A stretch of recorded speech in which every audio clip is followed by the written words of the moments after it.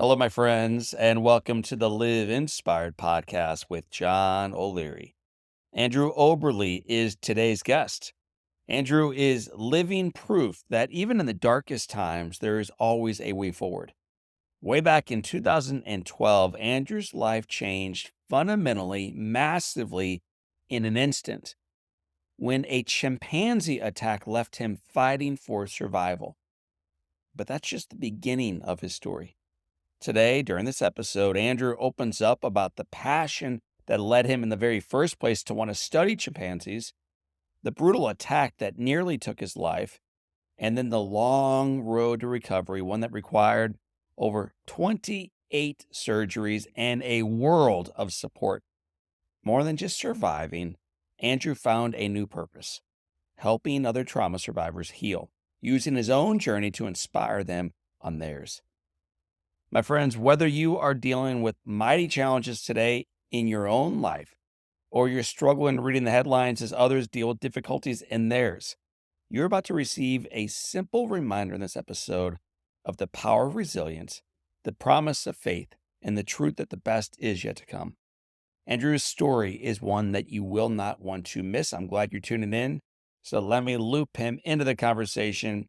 My friends, won't you welcome with me our newest friend? His name is Andrew Oberle. Andrew Oberle, welcome to Live Inspired with John O'Leary. Thank you so much for having me, John. It's such a pleasure to see you again. It's been a while, and I'm happy to be here face to face with you. It is great to see you again and to be here face to face with you and to know your heart for not only your story, but for how your story can be used for good.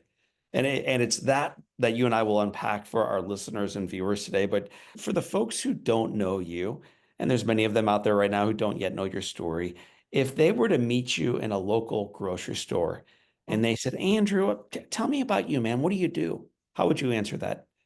Yeah, I would first start off by saying I'm the happiest dad in the world. I have an amazing three daughters and an amazing wife. My daughters, Lily, Rosalie, and Laurel, 7, 4, and 2 years old. My wife, Vanessa. So it's a very busy, exciting, but full of love household. So that's really the first thing. And if somebody was to meet me out and about, they would probably see me with the kiddos or the whole family and probably with a smile on my face because they bring me joy. Just being out and about and getting to do dad things is really what I look forward to most throughout the day. So far, we've heard nothing about the professional angle, nothing Yeah. about the scars that you bear Mhm. and some of the struggles that you wear. But we'll be unpacking those together. And I think that's what led directly to that smile on your face and those three little girls and Vanessa and everything else good, which is so Mhm. ironic that the worst can lead to the best.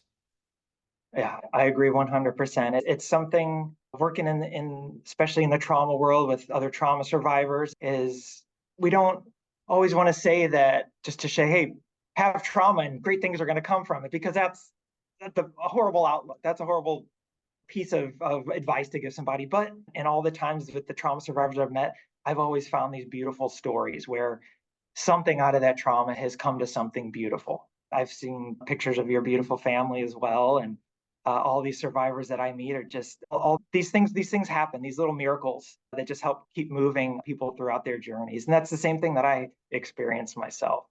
I wouldn't have all the gifts I have today if all that horrible stuff didn't happen to me 11 years ago. So it happened 11 years ago, but the story begins even a little before then. So we're going to Yeah. back up about a decade before that into second grade. Yes. I think I slept through second grade, so I'm not one to recall it perfectly, but you apparently were paying attention, taking notes, and learning actively. Talk about one of the most important life-changing lessons you Yeah. learned in second I grade. I will. It was second grade. It was Miss Rosso's class. And what really blows my mind about it now is my oldest daughter, Lily, just started second grade. So Oh, she's at the point in her life where something happened to me that changed my life forever. So second grade, sitting around the carpet in Miss Rosso's class, she had spent some time in Africa previously, came back to teach us all about the wonderful continent over there.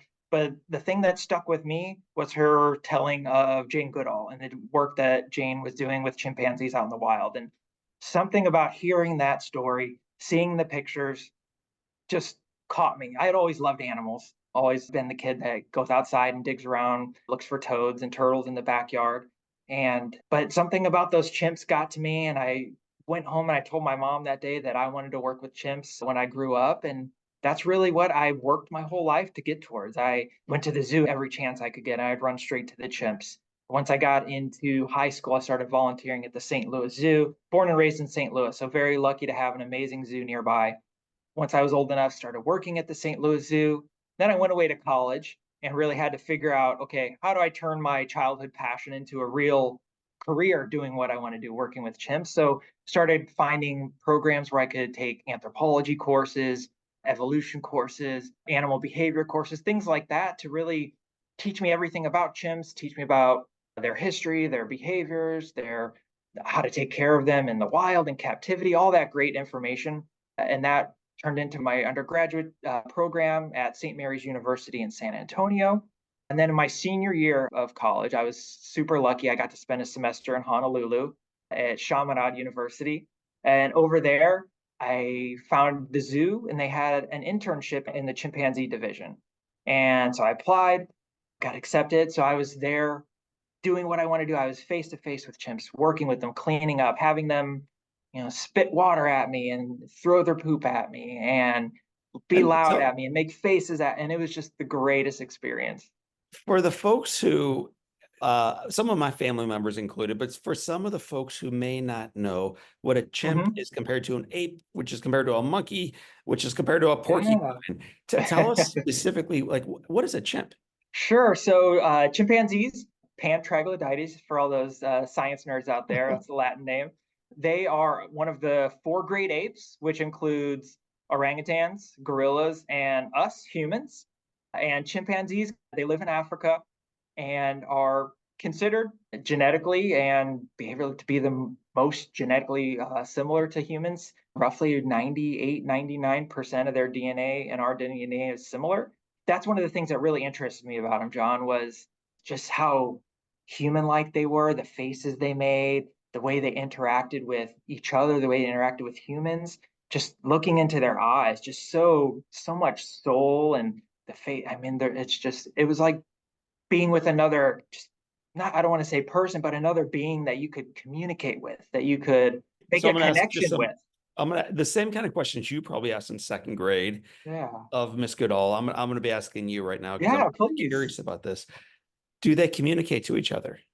Oh, they do. They make all sorts of vocalizations. You have your kind of basic, your pant hoots, which are kind of your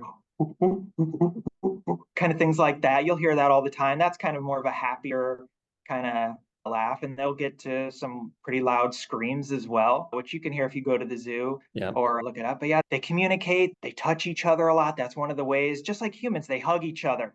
When they get into fights, they soon after they reconcile with each other, they'll grab each other, they groom each other.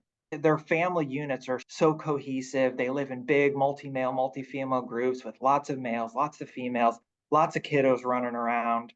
And they're just this big dynamic group of creatures who have to learn to live together and work together to survive. How strong are they? Oh, incredibly strong. Cute and cuddly chimps you'll see on TV and in the movies. Those guys are mostly, probably no older than 4 or 5 years old. But once a chimp gets to about that 4 or 5 years old, they start getting a little bit bigger, a little bit bulkier, a little stronger. And they have the ability, once they get to 10 years old, 12 years old, a male can be up to 200 pounds of just pure muscle, pure power. They open their mouths. You see these huge teeth, these strong jaws, and they can be incredibly sweet and caring and gentle. They could also be incredibly powerful and full of rage if something enrages them. So they have this full spectrum of behavior. But what we see, especially there's a new documentary out all about chimpanzees in captivity right now that just again just does shows just how strong and powerful and how dangerous these animals can be. Well, it Yeah. seems like an appropriate pivot. Yeah. You graduate from St. Mary's, you go on and go to graduate school, Yes. but eventually you find yourself continuing the education in South Africa. Yes. Talk about what Yeah. led you to South Sure. Africa. So I got my anthropology graduate program at UT San Antonio and went through the courses, was trying to figure out what to do for my master's thesis project. And found a really, really wonderful sanctuary over in South Africa that brought chimpanzees that actually rescued them from pretty awful situations mostly throughout Africa, but other places in the world. But these were chimps who were either taken away from their families when they were babies and bred in captivity in small confinement all by themselves. And like people, chimps are social animals and they need other chimps to live that happy, normal life that every creature deserves. And when they're taken away from that, a whole host of problems can arise. And so, what this sanctuary did was rescue these chimps and provide them a nice, natural, big enclosure with other chimps to hopefully get them back to feeling and acting and being normal chimps again. Of course, always with the hopes of re releasing in the wild one day, but with the way things are out in the wild with unsafe conditions. Yeah, they're at that sanctuary. But that's what brought me there was this place that had a great mission, had some great animals, also was a great place for the study that I wanted to do, which was really looking at how adults and juveniles interact with each other when they're using tools. And that was another thing that interested me about chimps was just their intelligence, their ability to make and use tools to get things from their environment that aren't as easy accessible. Fishing for termites. They'll take a long stick and they'll bite it and they'll strip it down to a nice long fishing rod and they'll lick it and get it nice and sticky, stick it in that termite hole, pull it out. They got a whole long stick of termites that they can suck down and get all that nice nutrients out of it. Things like that interest me. So that's what my research was looking for. So it was a great place to be. It was a great study site to be at to conduct the research I was interested in. How long were you there before you were injured? I was there for a month. And what was the expected length of time? Yeah, I was going to be there in total for 3 months at that sanctuary, doing my research, collecting my data, writing everything up, and living my dream. I was there, and that was the coolest part of it. Was yeah, I was getting to do my research, but I was there to live out this childhood dream that I'd had since Miss Rosso's class. Not to play the pun too hard, but the dream becomes the nightmare, man. You go through an experience that I cannot fathom. Would you take us through the moment when the attack occurred? Yeah, yeah. So I was there at the enclosure. I was at an all adult enclosure, which I didn't really spend a lot of time at. All my research, again, was with the juveniles and adults. So I didn't spend a lot of time up with this all adult enclosure. But that day, my activities brought me up to that enclosure. I was helping out the sanctuary for the day. And I was up near the fencing. We were separated by a big, tall electric fence and chain link. And my presence being there, I'm there standing tall, talking loud. And you asked me more about chimps. That's a almost a sign of, hey, I'm here, I'm the big guy in charge, I'm going to stand up tall and make a lot of noise. If you ever go to the zoo and see the male chimps, a lot of times that's what they do. They get on their feet and they walk around and they clap and they shout, they holler, and we can't know what's going on in an animal's head when anything happens. We can only make our educated guesses, but my guess is that my presence there threatened their territory and their girlfriends. It was two guys and I think five girls in that enclosure. I should say female chimps, I say girls, and the electric fencing just wasn't enough to hold them back that day. I remember feeling something grab my leg and I see a hand, big furry hand down there and managed to pull away and stumble away. And I looked back and just saw these two big old behemoths just charging. I turned around, I had a few people with me, told them to run, and then I just got tackled from behind. And that's really when just the chaos started. And I feel fortunate that I remember a lot of it. From what I'm told, John, I was with them for about 20 to 30 minutes before the people who were with me could find somebody who worked there, and for those people to find the people who could help, and for those people who could help to actually find me and secure the situation to then get me the help I needed. And so during that time, it was chaotic, but I remember so much of it very vividly. So as man, Hmm. when you and I first saw each other was after one of my Hmm. speeches. And I frequently told people I'm grateful that the story you just heard is mine. I remember Hmm. the day I was injured. Hmm. And as I'm preparing for this podcast with you, I wasn't sure if they were your memories or not. So Hmm. I got to be honest, I'm a little surprised to hear you say, and I'm grateful that I remember the experience. Hmm. Hmm. First, tell me why you're grateful. And then Yeah. secondly, tell us about what you remember because it's pretty doggone traumatic. Yeah, sure. So first of all, I'm grateful for a couple reasons. One, knowing what I do now about trauma and post-traumatic stress and things like that. We have these recalls of events, or we don't remember them at all. And that can be a real big source of stress and anxiety in somebody's recovery. But when I'm able to remember it, and even more than remember, but also get to start to tell it, it starts to put that whole timeline into a lot more of a coherent story for me. And that allows me to talk about it more and process it more. And but going back to my early recovery, I remember waking up in the hospital and I remembered immediately what had happened. I remember waking up and thinking, "Oh my god, that was real." But I think if I would have woken up in the hospital without any recollection of what had happened, I can imagine that those first several days, weeks would have been way worse than they were because in addition to me dealing with the pain and the fear of everything going on, also like what the heck happened, that would have just drove me just bananas. No pun intended. Yeah. So talk about the attack itself. Yes. Again, it one of the things about trauma is we can relive it anytime. It's been, let's see, it's been over 12 years for me. This was the June 28th, 2012 day. I'll always remember, a day that never passes without me thinking about it. Um, it sometimes seems like it was yesterday. I remember at first trying to run away, and that did not work. I remember trying to get away and just continuing being tackled and then pulled down, and then all of a sudden you feel sharp in your rear end, in your legs.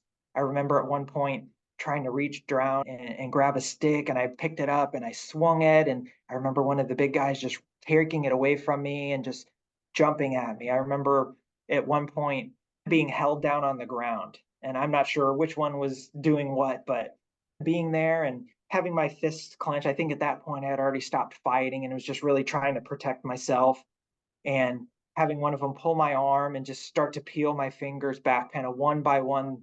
This little piggy went to the market. This little piggy went home, and just feeling it. And I remember, and this is one of the craziest things that I remember, and that it just blows my mind that it occurred. It's just, these animals are attacking me, but I know them. I can recognize their faces, and I'm pleading for them by name. Nikki, Amadeus, please stop. And they just wouldn't stop. I'm like, no, no, Nikki, no, no. And it's just nothing works. And so at that point, it was just curl up in a ball, do what I can to survive. I remember at one point, they left me alone, and I had come to, I was on the ground, it's bloody. I looked, I didn't see that I had any clothes on. I remember seeing, all I could see at one point was my belt left on me. They had ripped all the clothes off, but I was on the ground, and there was another enclosure not too far away from a group that I spent a lot of time with. One chimp in particular, his name was Cozy. And I remember even in that moment, and another question a lot of people ask me is, what do you think of chimps now? Do you hate chimps?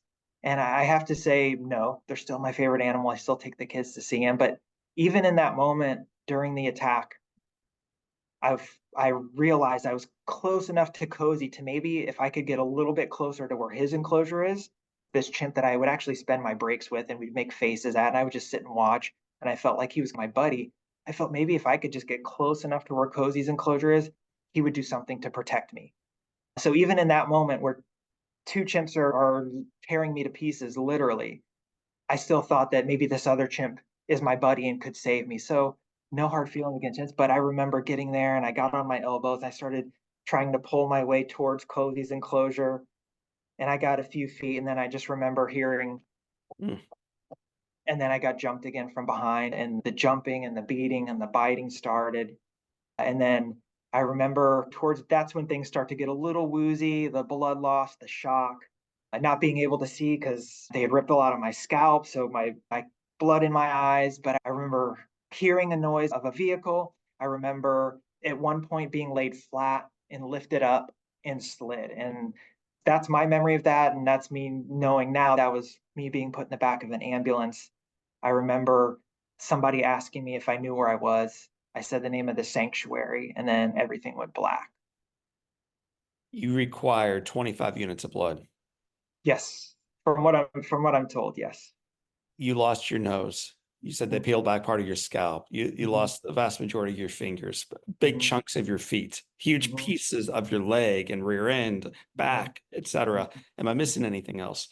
Um, ears, scalp, ears, nose, a nice gash on my face that caused some paralysis, that's caused some lingering issues. I had a collapsed lung. And actually, one really interesting thing, I had just done an x-ray recently for something totally unrelated, but found in there and heard for the first time that I had bilateral broken ribs. So I'm guessing that happened there when I had the collapsed lung, but just learning about it 12 years later is interesting. But yeah, so the collapsed lung, I went into septic shock several times once I got into the hospital. But yeah, chunks out of the back end, my legs. Yeah, it was rough. I was in very, very bad shape. What for you, as you know, you were asleep for a little while after Mhm, the original attack, but then you wake up. mhm. What was the hardest part for you as you began the long recovery? I think the hardest part, at least at first, was just not being able to communicate. I wanted to talk. I was in this induced coma for about 2.5 weeks. Woke up from that. This is all in Johannesburg. I luckily survived, and after a couple days of them just fighting to keep me alive and realizing that I might actually have a fighting chance at actually making it all the way through. So I went from a small hospital in the little town I was at originally in South Africa to a level one trauma center in Johannesburg, and there they put me in a on a ventilator. So a ventilator was helping me breathe for about a month. But I had that trach in. You can still see the scar there. And that was the hard part, was just not even being able to tell anybody that I wanted Right. water or being able to say hi to my mom. I remember the very first thing opening my eyes was seeing my mom and my dad just staring down at me, looking hopeful, but also looking very scared, and my mom asking me if I remembered what had happened. I was able to nod. And when I did that, I felt a really sharp pain in my neck. And I wanted to see what that was. And I couldn't move my arm because I was just so weak from everything. And so not being able to talk, not being able to move. So basically trapped in my body in pain. And once I started realizing and coming to, then that's when all the pain comes and all Mm. the fear comes and all the anger and the stress. So it was really just not being able to communicate, not being able to move, just being trapped in this hospital bed for weeks and weeks. I was over there altogether for about 2 months. I didn't get out of that bed one time, And and it was you rough. mentioned fear. Mhm. What were you fearful of as you began the recovery?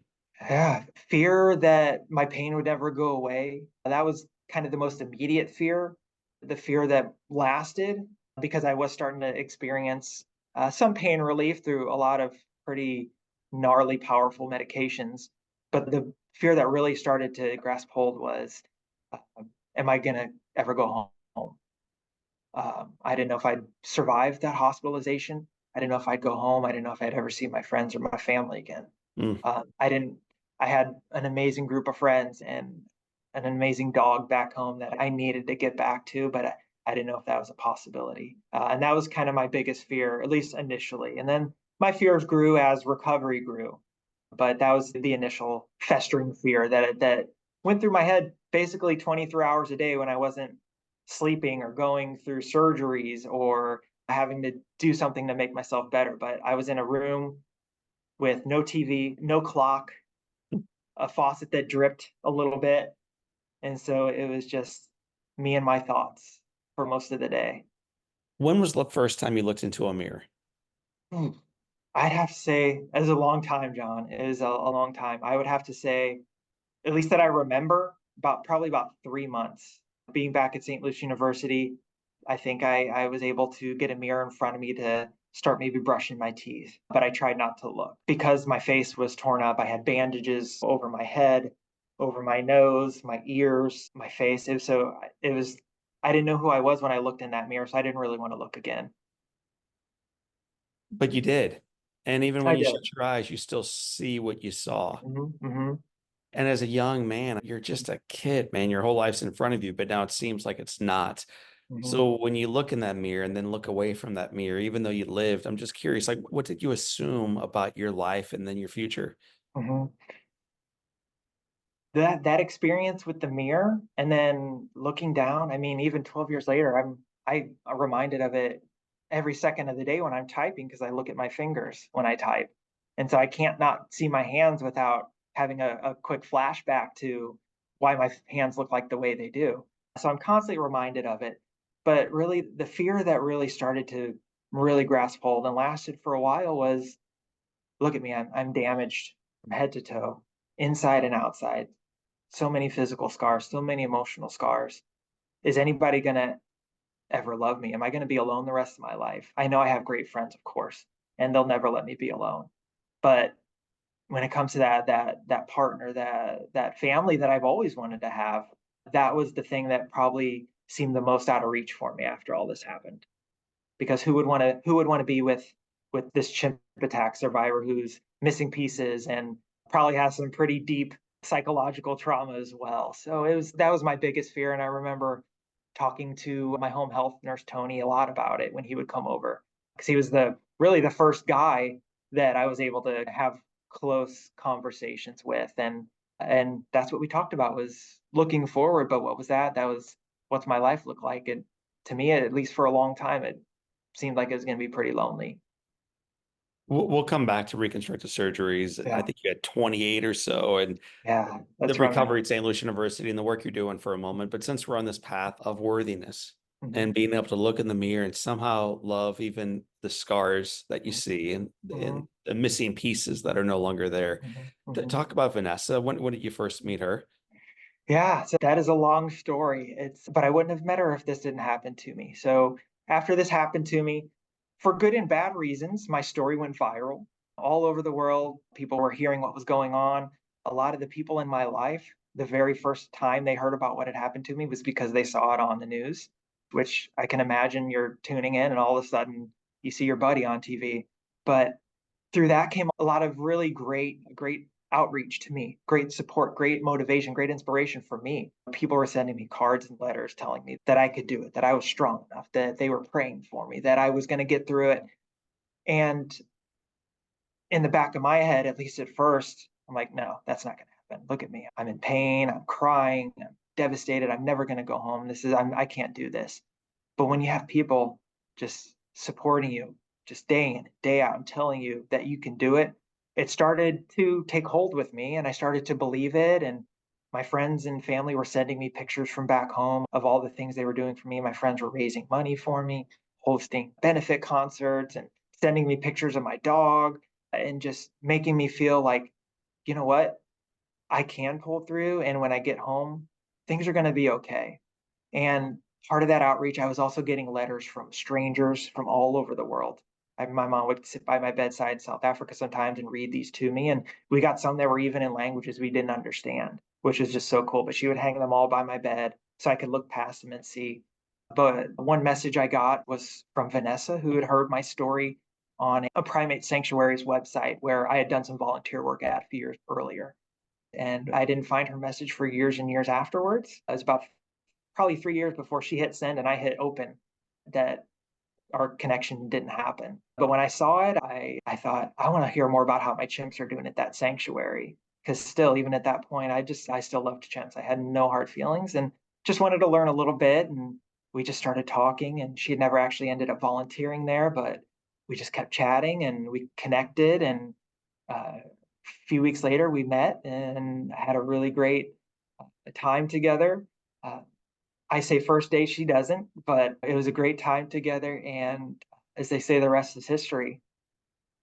Where does she live Uh, originally? yeah, Waco, Texas. So she was out of Waco. Waco, Texas. Yes. And I was here in St. Louis, and I was scheduled to actually go down and visit my buddies in San Antonio, where I was going to school at the time. My fraternity brothers, my best man, Anthony Reimer, and Misa, his wife, who I lived with for years and years as well. So I said, hey, Vanessa, I'm going to be in the area. Would you like to meet? We met halfway in Austin at the zoo there. So bringing it in back to the zoos. And we met there, and that's where we had our first date. And it was wonderful. And now we have three beautiful little girls. So, man, what allowed you to step into that zoo and eventually take this girl's hand was all Yeah, this reconstructive surgery.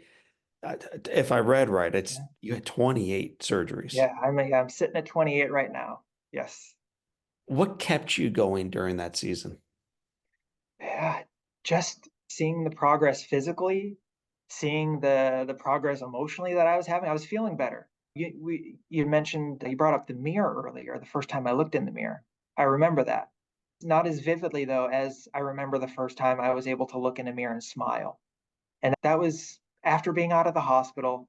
I had gone through probably 6 or 7 reconstructive surgeries just to build this new nose out of tissue from my forehead and cartilage from my ribs.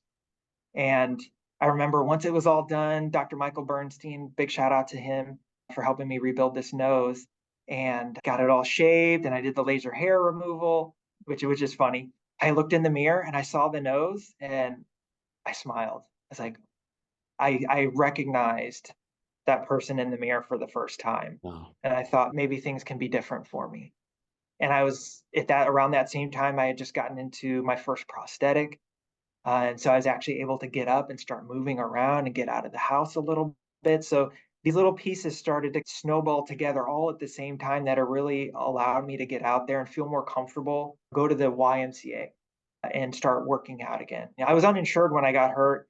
Fortunately, into to Medicaid to get that health insurance coverage, which helped out a lot. But I didn't have a lot of help with physical therapy, occupational therapy, things like that. Once I was out of the hospital and out of the rehab hospital, I spent 2 months in the ICU. I spent 4 weeks in acute care at SLU Hospital, 6 more weeks at an inpatient rehab facility. But after that, I didn't have a lot of physical therapy and I was going to need a lot. So I had to do that kind of on my own at the gym, adapt things. And luckily, I liked going to the gym before I got hurt. So I was comfortable being in there. But the people around there is what really made me comfortable being there. It was people coming up to me and telling me, like, oh, give me claps or a thumbs up. And I remember the one moment where I realized that what happened to me was maybe bigger than what happened to me because a woman came up. I had my headphones on like this, and she just tapped me, and I took them down, and she just said that she's supposed to go to the gym 3 days a week because her doctor told her she needs to for her health. She was laying in bed that morning, didn't feel like getting up and going, but she, for some reason, thought of the young guy she sees in the gym every time, who obviously has gone through a lot, but is there working hard. And she said that's what made her get out of bed. And so we spent the next half hour or so walking around the little track there at the South City Y in St. Louis. And at that, leaving that and hearing her story and how my story influenced her story, that's when I started to realize that, hey, maybe being out here is a good thing. Yeah. Maybe getting out there more and more is not only going to help me feel better about what happened to me, but wow, it got somebody to do something that they felt was good for them. Yeah. And at that moment, I was like, okay, let's keep pushing. Let's keep getting out there and seeing what things occur. Do you broadly believe in miracles, and do you think your life and your recovery is evidence of it? Oh, absolutely. Beforehand, yeah, maybe I thought miracles happen, but surviving what I survived, knowing that I shouldn't be alive, and knowing that all these just pieces came into alignment to make sure I got what I needed when I needed it at just the right amount to get me to where I am today. Oh, yeah, and I totally believe in miracles, and a good buddy of mine, the late Red McCombs, who has a huge, huge part in my story, he's a San Antonio philanthropist who just an amazing guy, amazing family. I miss him a lot, but he calls my story the miracle that keeps moving. And because he recognized the story and saw all these pieces that just came together to create this perfect storm that allowed me to do what I'm doing. So let's talk about doing what you're doing, because what you're doing now is not only remaining married to Miss Vanessa and loving on three little girls, but you're doing some really important work in the community. So what are you doing today? Yeah. Oh man, a lot to say the least. I have to go back a few years to where about 2015, I'd gotten through most of my surgeries. I was feeling comfortable. I got a request to do my first post-accident interview here in St. Louis with one of our local news channels. And so I decided, hey, let's do it. I really want to get out there and I'm feeling good. I can get my face out there. I want to just thank everybody. I want to thank my doctors, Dr. Kramer. I want to thank my nurses, Helen, especially for all they did for me. I want to thank all the strangers and the family and friends who came to support me. And so I did the interview. I was very fortunate, again, another piece of this miracle. It was the newscast on after Super Bowl Sunday. So big game was over. It's a solid time spot right there, Yeah, buddy. the big game was over. I think they did 1 hour of a TV show and then it was the news. And that was my story. And a lot of people saw it, but very importantly, some folks at St. Lucie University saw it, thought Andrew has this amazing recovery story, but why aren't all of our patients, why aren't all of our trauma survivors having the same kind of recovery? And that's when they approached and said, we would love for you to help us do what we can to better support our trauma survivors here. Use your experience, use your passion to help build programs. And so that's really what all started in 2015. Started working at St. Louis University, started building what became the Oberle Institute there, and started developing programs to support trauma survivors in the hospital, out in the community. Early on, there is actually when I met you, John. You did a nursing school white coat ceremony. That's exactly right. Yeah, and I heard you speak, and that also really inspired me to get out there and tell my story to bigger audiences because of how impactful they can be and how much good they can do. So I kept doing that. I was telling my story more. I was getting out to bigger groups in the community as well as across the country. I was put in this position to be a healthcare leader and build programs. Had no idea what I was doing, of course. I planned on scooping chimp poop the rest of my life. So I had It's not that no. different, man. You're just in a different cage right now. Yeah, yeah. That's what I always tell. I still worked with trauma survivors. I just jumped species to human side. But I was building those programs, and to be a good healthcare leader, I of course wanted to learn, and I loved being a student. So I started working on my master's degree in health administration. So I learned how to be a healthcare leader in that program while I was doing all this work at the hospital and the university, and then realized as a healthcare leader, we really got to know data. If we want to build programs and we want to get hospitals and the health system to invest in these really important programs that maybe don't pay back money, but they are a huge return on mission. And that's really what I was focused on. But I needed to find a way to prove that to these hospitals. So that's when I decided to pursue my doctorate in health management and policy. So I could really learn how to collect data, how to develop studies to prove that the programs that we're building are important and are beneficial to patients, to family members, to the hospital, to the healthcare system. So I decided to pursue that degree as well, all as I was building these programs and raising the family. But it all tied together because it was never go to work and forget about the school. It was never, okay, it's time to go to school. Don't worry about work. They were all the same. They were all connected. So I was able to just get out there and just work and work and work. And it all led to the degrees and the building of my programs there and into my new role here at BJC. For the patients listening to our conversation, whether they're upstairs in the hospital where you are taking this interview right now, Mhm. or they're at home, or they're beachside or poolside or driving the kids to school right now, but they're listening into this and they feel beat down by their life. They've dealt with some trauma, they've dealt with some headwind and adversity, and they're done. They're just feeling kind of burned out. What's your encouragement to them? Mhm. First and foremost, I always tell people just hang in there. Just hang in there. I know it's tough right now. I know at times it might seem hopeless. It definitely felt hopeless to me and dark, and my life was shattered. And that happens to so many of us. Things happen and it just shatters our lives. And how do we put these pieces back together? And it just seems like such a daunting, impossible task. But hang in there. Things can get better. And moving from there, another piece of advice that I was like, get is accept help when help is put in front of you. I know a lot of people, myself included, is no, I don't need help. I can do this on my own. I can do this on my own. But you know what? I needed a lot of help. When I give talks, I'll have people come up afterwards and tell me your story is amazing. I can never get through what you got through. And I always immediately stop and push back and say, yes, you can. I couldn't have got through what I get through on my own. It's the people that were there to support me and to encourage me and keep me pushing when I didn't think I could make it. It was all those people around me that told me I could, that didn't let me give up. So whenever I meet a new patient or a new family member, whether it's in the hospital or just meeting somebody out in the community, is just, hang in there, rely on that community to help you. You're going to need that help. Lean on those people to need it. And when they need the help, you're going to realize how important that was for you. So be that helping hand to them too. Well, Andrew Oberle, you've been giving and accepting help for decades now. And I feel like you've been giving a lot of help during this conversation. We've got 7 questions that tether all of our guests together. They're called the Oh, Live great. Inspired 7. So Yes. buckle up, my brother. And Already. here we go. Question number 1 is, what's been the most impactful book you've ever read? I'd have to say Compassionomics. It's a rather new book to me. It's written by a couple docs out of the Cooper Health System, but it's all about the power of compassion, how caring in healthcare leads to better outcomes for patients, for providers. or the health system. And all it is just being kind and caring and just how crucial that is for every piece of the healthcare system.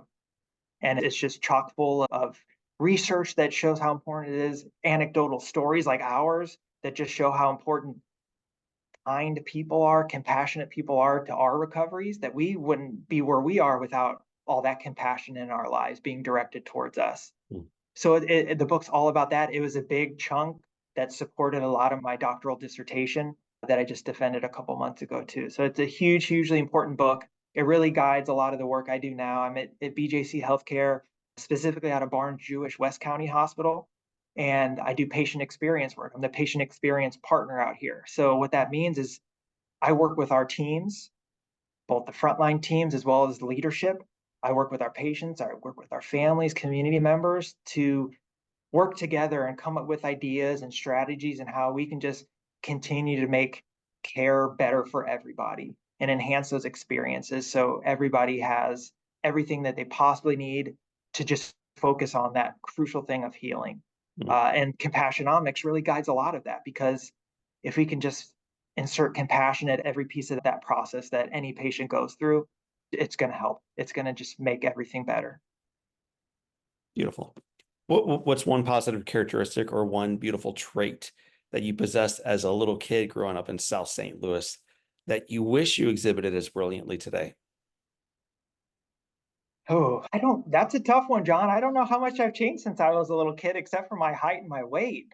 I guess I would just have to say back then I was maybe a little more outgoing today, but even more outgoing then. I'm a little bit more sitting back and watching nowadays and learning and observing.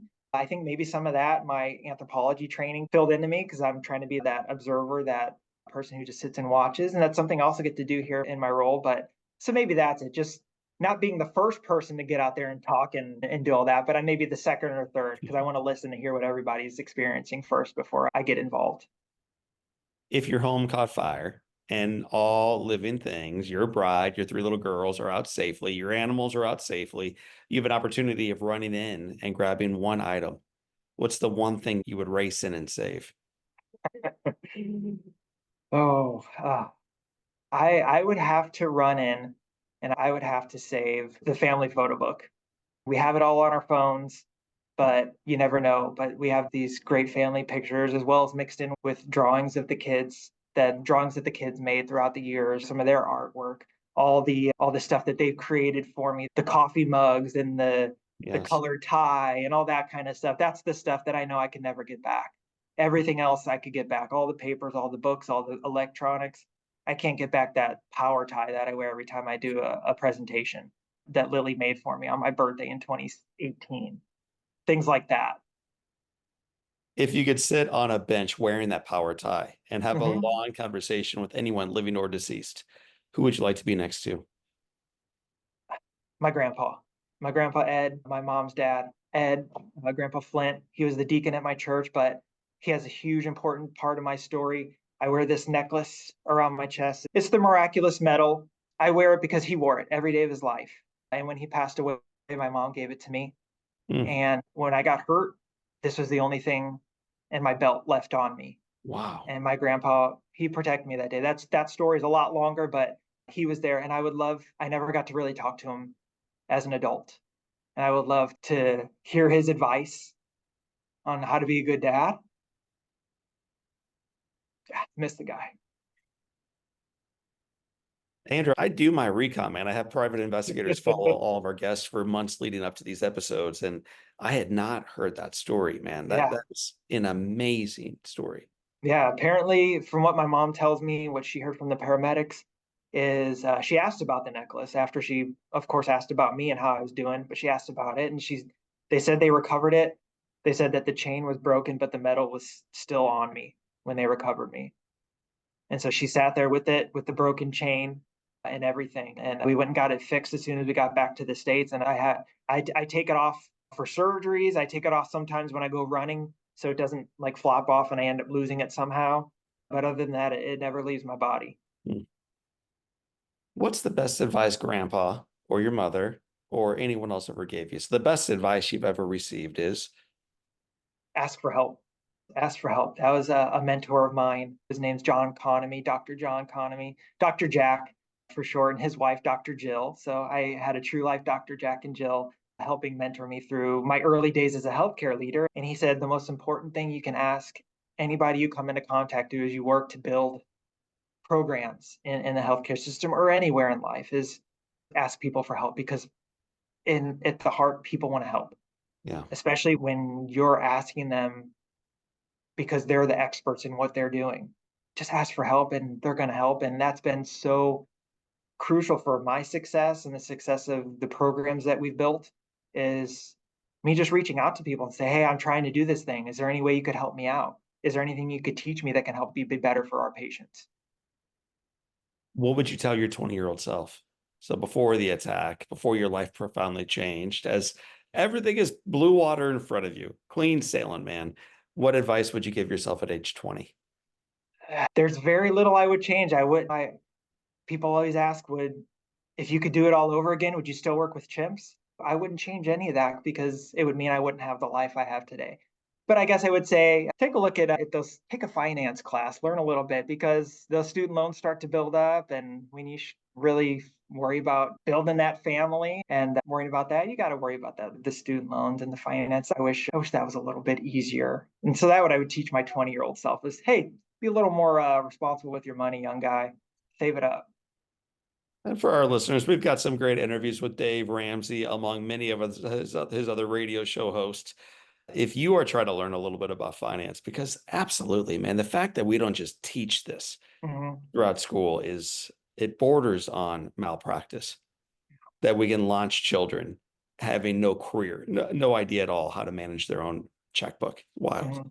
Mhm, mhm, So here we go. You run the gauntlet. You've made it through 6 questions. Question number 7 is this, Andrew. It has mhm. been said that all great people can have their lives summed up in one sentence. So, Andrew Oberle, how would you like your one sentence to read? I'd want my one sentence to read.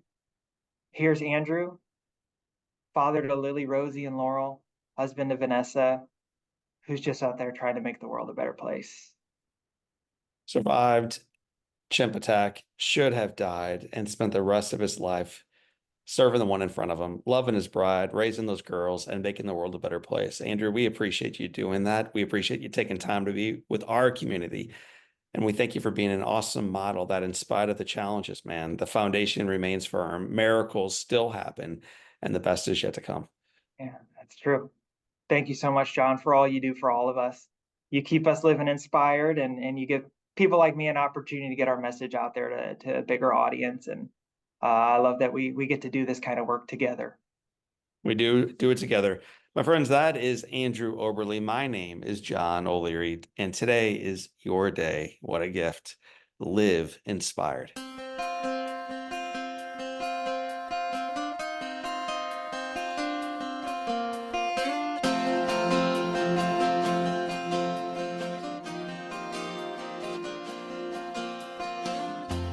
Well, my friends, if you enjoyed hearing Andrew Oberle's journey of survival and his newfound purpose, you'll love my conversation with Amy Downs. Let me say this to you on the front side of this sales pitch.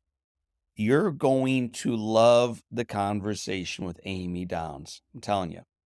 On April 19th, 1995, Amy was one of the last survivors pulled from the rubble of the Oklahoma City bombing. Since that day, she has embraced her second chance at life, transforming herself truly in every single way imaginable, from her career and education to her health, her faith, her love, her family, everything. If you are ready for a reminder to live on fire with purpose and passion, the conversation with my friend, her name is Amy Downs, is exactly what you need. You can tune into that episode at episode 558, anywhere you draw down your podcast, or by cruising with me right now over to the Live Inspired Hub. You'll find it at johnolearyinspires.com/podcast. Give it to you one more time, johnolearyinspires.com/podcast.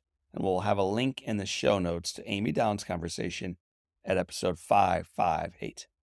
So, family, friends, servants, leaders, I want to thank you for tuning into this episode of the Live Inspired podcast. I want to remind you that the foundation in your life is firm. Yeah, the headwind is real and stiff and difficult, but God is still God and your best is yet to come. So for this time, and until next time, my name is John O'Leary, and today is your day. What a gift it is. Enjoy it and live inspired.